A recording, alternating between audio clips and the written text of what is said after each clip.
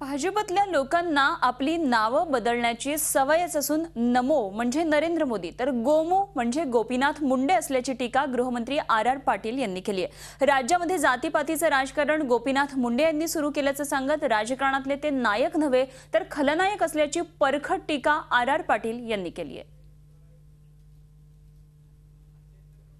आज देशामध्ये नमो आणि राज्यामध्ये गोमो हे दोन गुडघ्याला पाशिंद बनवून तयार आहे। कोल्हापूरला गेलं तर याला महाराष्ट्राचा गृहमंत्री व्हावं वाटतं, पुण्याला गेलं तर देशाचा कृषी मंत्री व्हावं वाटतं, औरंगाबादला आलं तर महाराष्ट्राचा मुख्यमंत्री व्हावं वाटतं। आता खरं तर यांनी माणसाच्या तज्ञांचा सल्ला घेण्याची आवश्यकता आहे।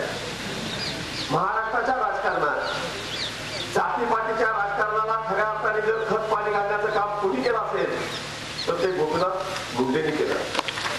ते स्वतःला नायक समजतायत, पण महाराष्ट्राच्या राजकारणातला खरा खलनायक जर कोण असेल तर ते गोपीनाथ मुंडे आहे।